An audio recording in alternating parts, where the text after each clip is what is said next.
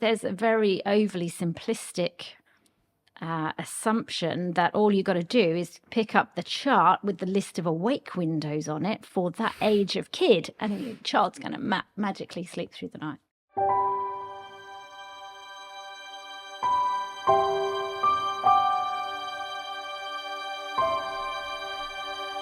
Hi everyone, and welcome back to No Place Like Home. I am your host Larissa, and I'm here again with Kath. Hi, Kath. And we are back with Katie. Hello. From Katie's Babies. You're back. If you haven't listened to the previous episode, I encourage you to go back because we talked to Katie about all of her own personal journey and all of her babies, her 4 children.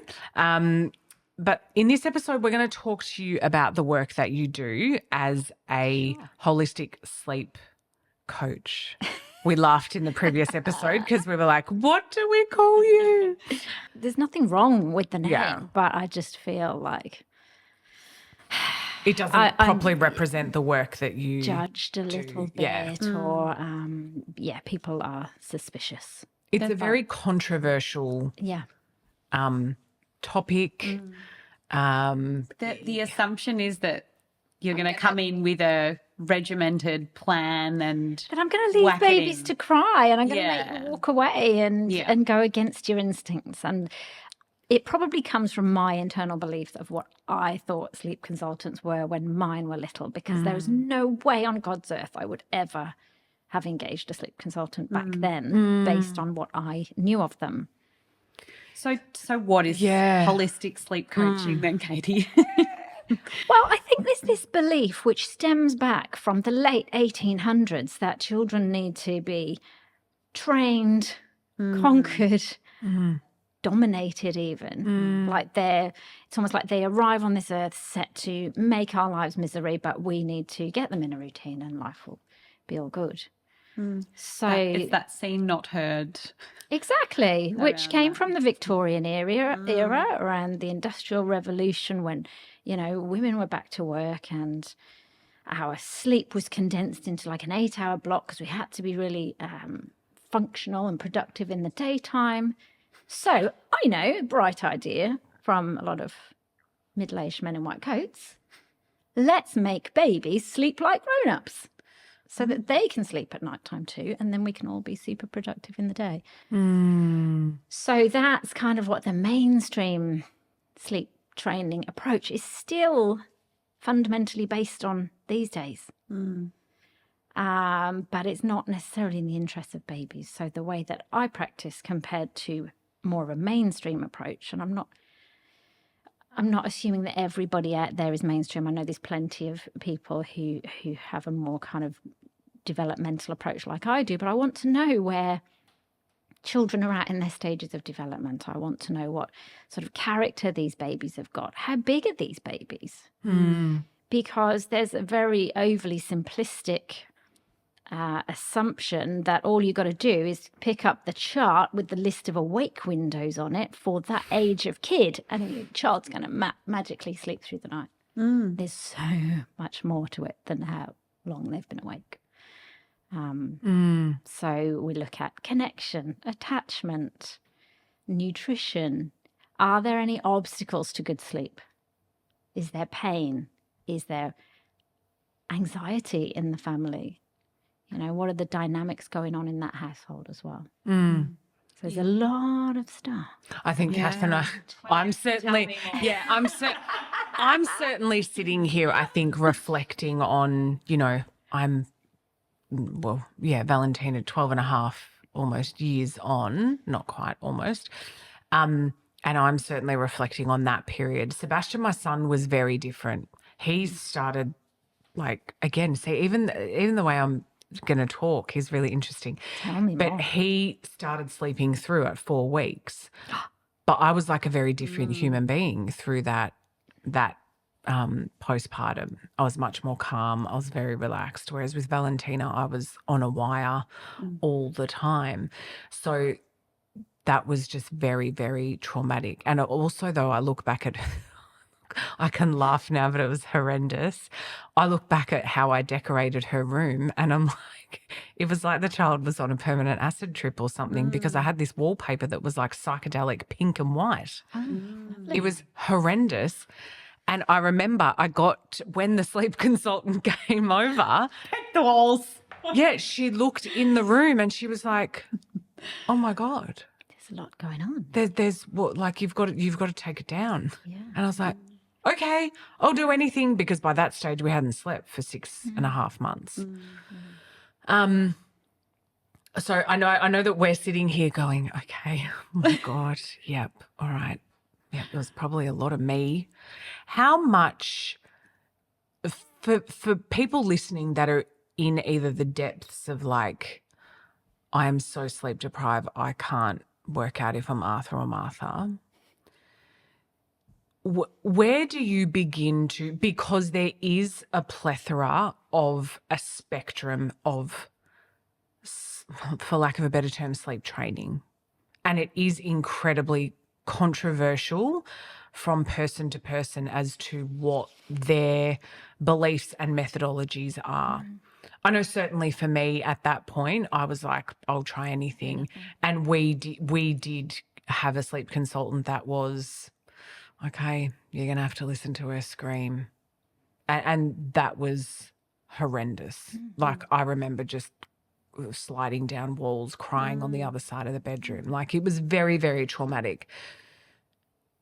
But we did get to that point where she slept, probably because the poor darling was absolutely beside herself and exhausted.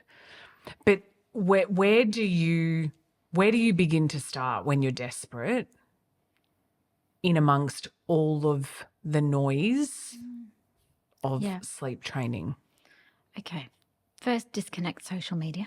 Yeah. Just don't look at it. Okay. Even my stuff. Don't look at my stuff. And lean into that child's need for closeness, I think, is the first part of it. Because there's so many demands on us as parents and so much about the warnings of bad habits that we want to do the right thing. And a lot of the beliefs out there is children should sleep in their own bed, they should sleep in their own cots, and they have to fall asleep in the cot, they can't fall asleep on the boob. There's so many things which are actually contrary to what a healthy breastfeeding relationship is, or just a healthy attachment, full stop, whether breastfeeding or bottle feeding. Because so often as well, sleep problems are actually not a sleep problem, it's just a baby being a baby. But society is not geared to support the mother and the baby. I feel like there's a big thing around that. Yeah. People, the assumption is, oh, these babies need so much sleep and they're not getting them. Like, what's normal? Is normal a thing? That's a really good question. So a lot of parents come to me assuming that their child is overtired, so they're striving to get their kids asleep because they've heard all this stuff about, if your child doesn't get enough sleep, their brains aren't going to develop properly. All of that nonsense. So there's a lot of pressure. Let's just continue to guilt our sleep-deprived, exhausted mothers and families. So what I like to do and start with is go, right, first of all, I want you to know that you're doing a brilliant job and nothing that's happening here is your fault. This potentially is just how your baby is for now. And what a permission slip that would be just off the bat. Yeah. Like, so people think just that... be like, I'm good. Okay. Yeah, exactly. So normalising the situation a little bit without dismissing. I would never want to go, oh, you're fine. But things like parents will blame themselves because they feed their babies to sleep. Well, it's fine for all the other mammals in the world to feed their babies to sleep. Why are we so special that we shouldn't do it? Like, just all right, let go of that one, first of all. Things like, oh, well, I've co-slept with him, so I've created this really bad habit, so of course he's not going to sleep. Well, actually, statistics show that co-sleeping babies sleep better than babies that sleep in a solitary fashion. So that's not the reason either. So maybe it's more to do with expectations, and that's not, to criticise the mum in any way, but in order to say, well, society puts these high expectations on babies. That actually isn't the reality. And then I like to draw their attention to what global averages are for baby sleep, which is often a lot less than the sleep trainers are telling them. How often do you hear that a kid's got to be in bed 7 till 7? Got to be in bed at 7 o'clock, and then we leave them in bed till 7 in the morning. And they've got to have 2 or 3 2-hour naps in the day, or they've got to have this period in bed for 2 hours. Babies don't arrive on this planet thinking, oh, I'm just going to have so much sleep. This is my aim. They're here to learn stuff. Stop putting them in bed all the time. Like, life is exciting for them. And I dispute that your pink and white wallpaper was the reason your child didn't I was waiting for it, Katie. I was waiting for it. Well, let's just think from an anthropological point of view, right? Say we were still living in the jungle. Your kid would have jungle print wallpaper. The trees would be moving. It would be all pretty exciting. Static pink and white wallpaper is not going to keep your kid awake. Yeah. But maybe the fact that she wasn't quite tired enough was keeping her awake because you'd been told, well, she's got to go down. It's like, it's an hour and a half since she napped before. She's got to go down because that's what the book says. I think, I started off on the book thing, which was just wild when I think about it. By day 10, your child will be doing ... I was like, we're not there. Why are we not there? Again, another hyperfixation for us. It was a hyperfixation. But I think the most beneficial thing out of that experience for us, aside from trying to get Valentina to sleep, was the concept of that it's not just sleep. It's nutrition, it's play, it's all of these things. So that for me was probably, okay, I need to do these other things in order to promote, the sleep and whatnot. So we did get into a bit of a routine there. But obviously we were like 6 months down the track. It was like... And that's a time of huge excitement for babies around 6 months. They're learning all this cool stuff, crawling, rolling, picking things up. They're really into their communication with you, getting those responses from you. So... Is there a legitimate concern of the developing bad habits when settling a baby?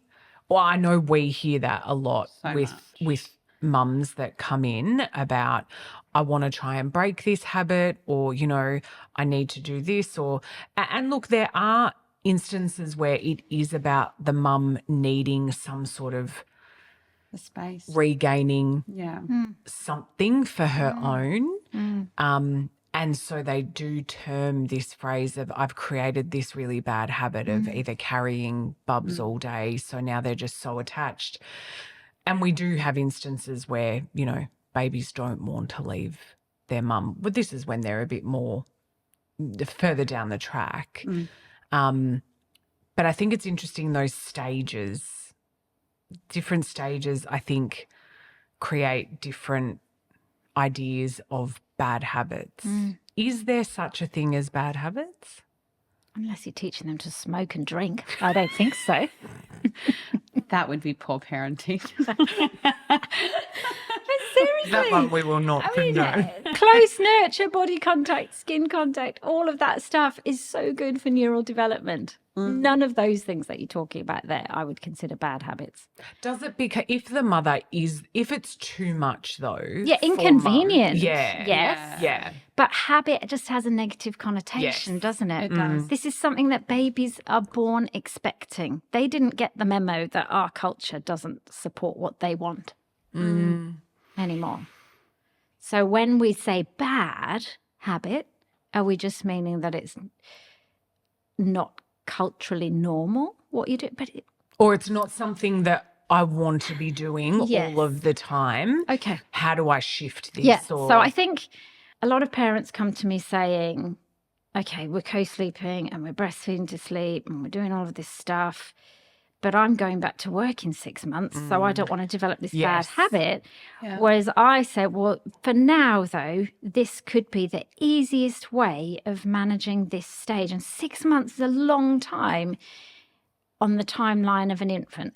So you're going to have a very different child in 6 months to what you've got now, particularly if we're talking about a 6-monther, say. This is a 6-monther and you're going back to work at 12 months. We have plenty of time. But for now, consider that perhaps you are just introducing your child to a world where sleep is easy and sleep is lovely and sleep is snuggly and safe and all of those things that lots of adults struggle with. Lots of adults have anxiety at bedtime. So what a gift it is that you're now able to do that. And with this secure base, consider it as that, a secure base from which, your child might feed to sleep now in your arms. But over the next few months, if we get them doing that down on a mattress, side-lie feeding, they're going to get bored with that eventually because their brains are expanding. So if you litter a few toys around and they side-lie feed to sleep, in a month or two, they'll go, yeah, had enough of that now. But, oh, look at that teddy. Oh, look at that thing. I've met some children that take bizarre objects to bed, by the way. Silicon whisk. I've got a picture of a baby with a silicon whisk. I love that. Whatever. Why not? That's not harmful. Yes, Not enough. Toy lawnmower. That was another one. Oh, wow. Yeah, so then you're just inviting that freedom. I think sometimes people don't see these other options for what they're doing that might then leave the way open for babies to make their own decisions about how they want to go to sleep. So, for example, the mummy who's feeding a baby to sleep in a chair, in arms, that baby doesn't really have any other choices in that situation. And so they say, oh, but he's arching. He doesn't even want to be in my arms, but he doesn't want to be off the boob either. Okay, well, let's get down on a mattress, on a bed or a floor, and let's just, feed like that. Don't hold him in position and see what he wants to do. He might decide to get up and crawl around the bed half a dozen times before crashing out. That's fine too. Yeah. But it's a leap of faith to accept a different way like that. Because I feel that we are so conditioned, like you said, to think things are, they should be a certain way. But we certainly experience it here, and I certainly know this myself, like that controversy around sleep is huge. Like, what, from your perspective, you're obviously doing this on a daily, like why do you think it's so controversial? Well, people make assumptions, and it's such a frequently repeated thing that if you sleep with your child, you're going to be sleeping with them till they're 10. No, you won't. And for most people that work with me, I work with them for about 2 months on average. And if they say to me, I don't want to be sleeping with my child, okay, I'll make it my mission to help you transition to that. But we've got to hold the baby's hands throughout this transition. They've got to feel safe in that separation. Safety is a really big thing, isn't it? Safety in the separation. And that's the thing we've got to find. So we don't just want to put them in a cot and walk away and leave them to cry. That cot may represent a nurtureless, desolate wasteland surrounded by bars to a baby.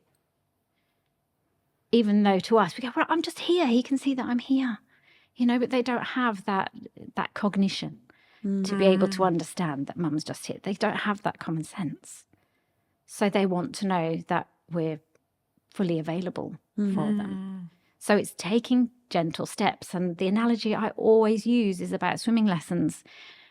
We don't teach our children to swim by chucking them in the pool and not getting in the pool as well. We've got to be with them. Remember the first time getting them in the pool and they're like, you're going to love this. Come on, we're going to go. And then they go, oh, this is quite nice, isn't it? And so as you move on, swimming lessons become more enjoyable.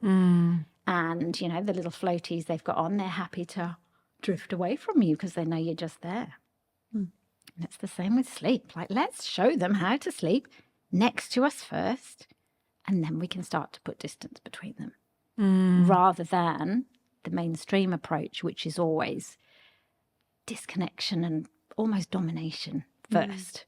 The disconnection, I don't even like the word disconnection, but that's what it is. But ultimately, people just want to be able to see their child be a little bit independent in how they sleep, even if it means that they can continue co-sleeping, but the child's not hanging off the breast all night. Or that they can just sleep soundly without waking up a million times because they're so used to being patted, rocked, shushed, held back to sleep. Well, how can we gradually make it so that they go, oh, this is all right.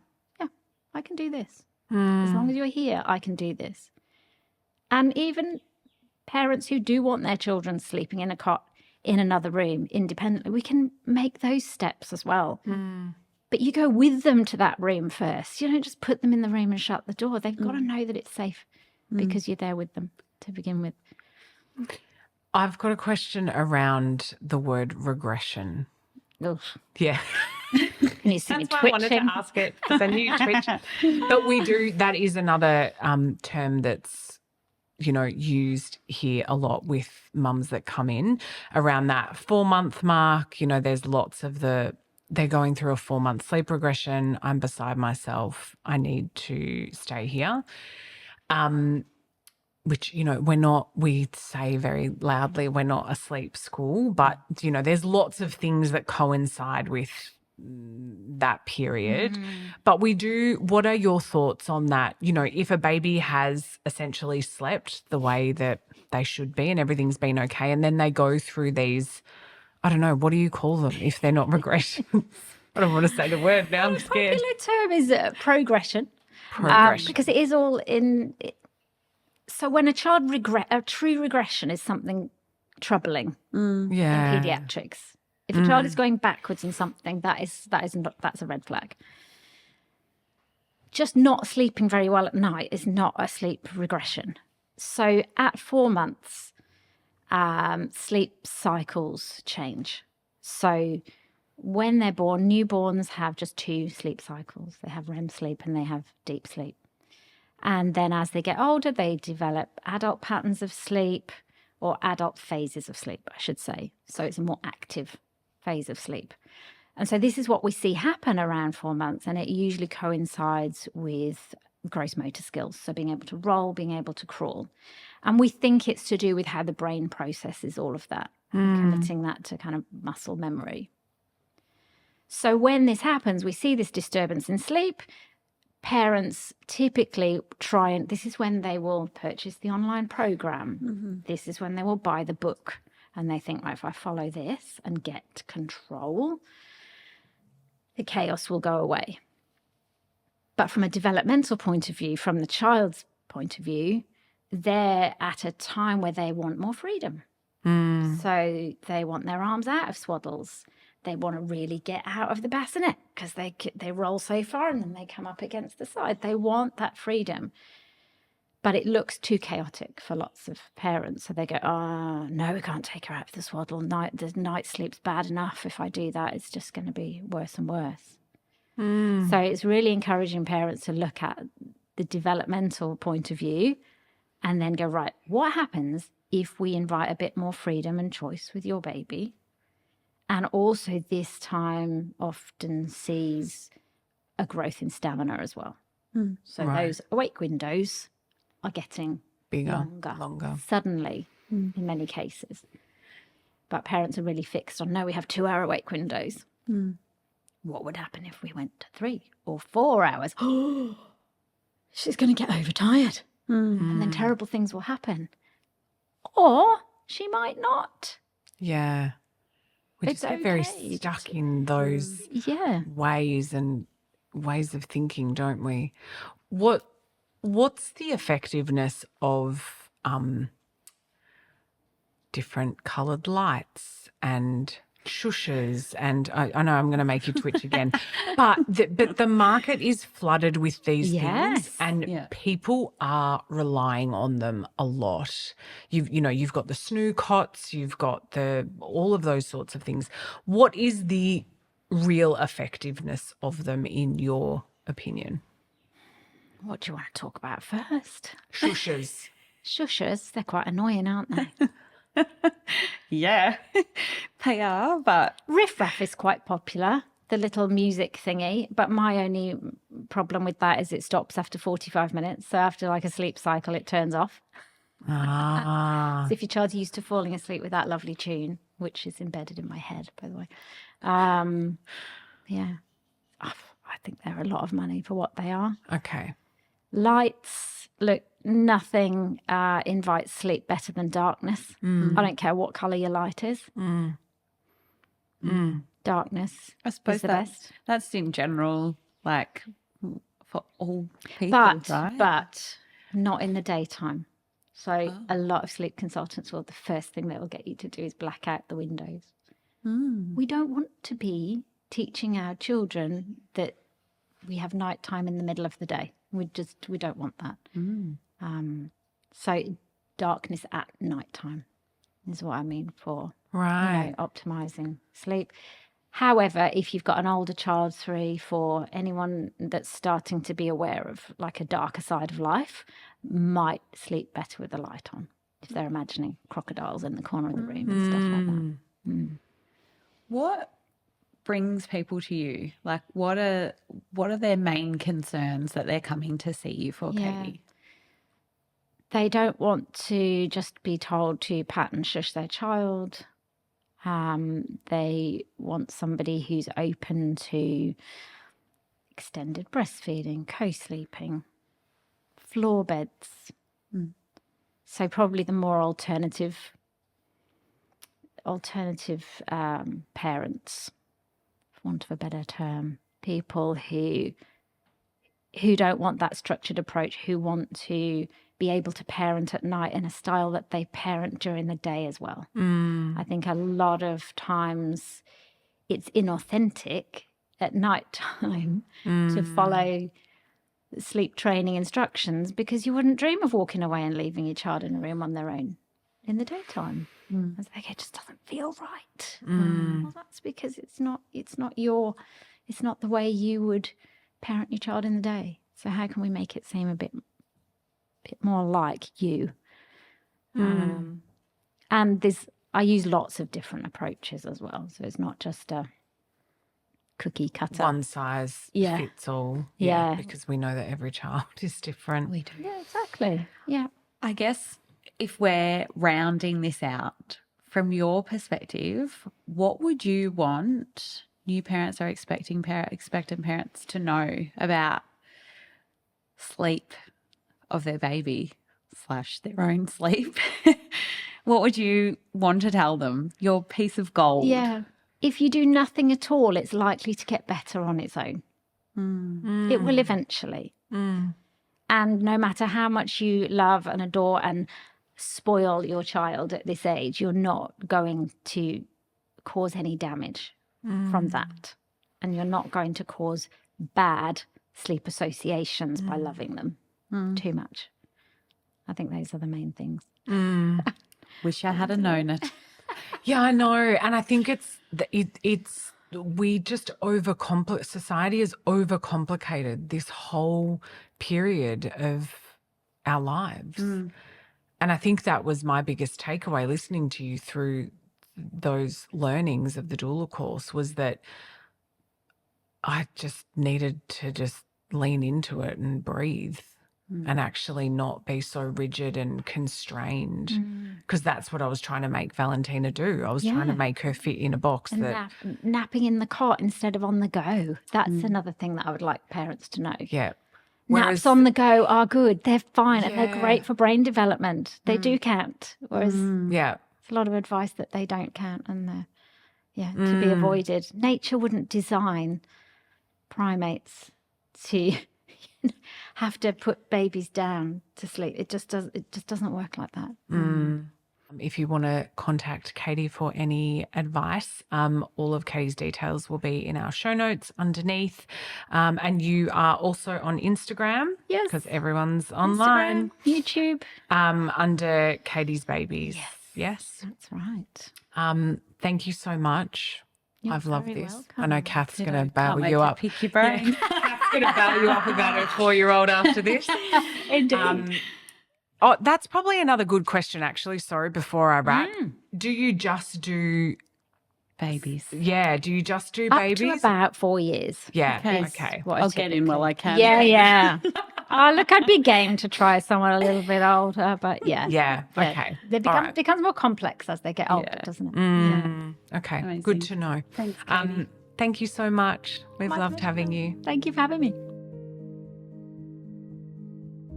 This podcast represents the opinions of our hosts and their guest speakers. Views and opinions expressed in the podcast are our own and do not represent that of our places of work. This podcast is for informational purposes only, and content here should not be taken as medical or professional advice. Please consult your healthcare professional for any personal recommendations and medical care. While we make every effort to ensure that the information we are sharing is accurate based on the best available information at the time of recording. We welcome any comments, suggestions or feedback via our website contact form, home.com.au/contact. Names and details of personal experiences may have been changed to allow for anonymity and privacy. To join the conversation, join us on social media at Home Postpartum.